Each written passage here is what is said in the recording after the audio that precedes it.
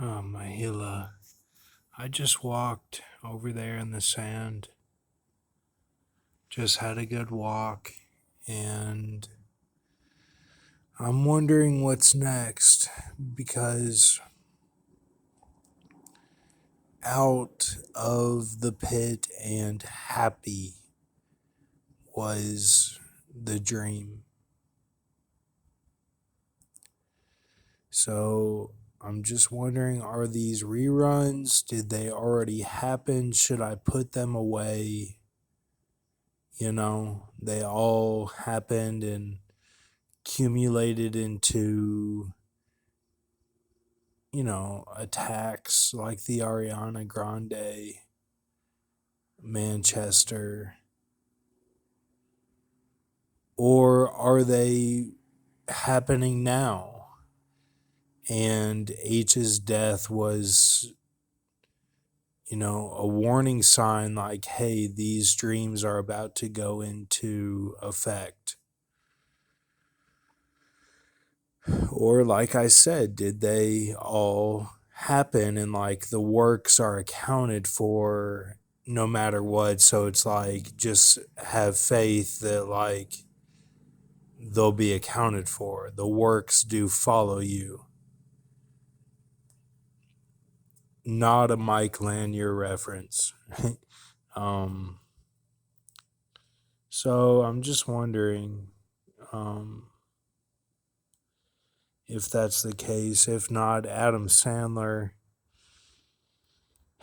is the happy, and I'm not worried. I've worked it out tonight pretty well, just by the walking and kind of centering my mind. I believe that you take on more burdens with each power that you acquire. Because for me, it's become more and more spending. Used to be during the starseed time, I could have extra money at the end of the month off of my SSI, which was lower then. Now I barely make it to the 8th or the ninth. So I have to respect my parents and my family.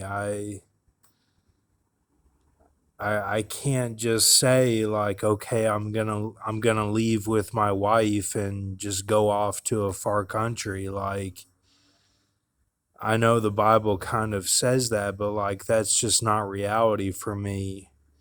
I have a lot of good memories with my family. It's just this whole time since this started, and I told my mom that something had happened and that I was in some sort of deal. I told her that one time when she got back from Lexington. I told her.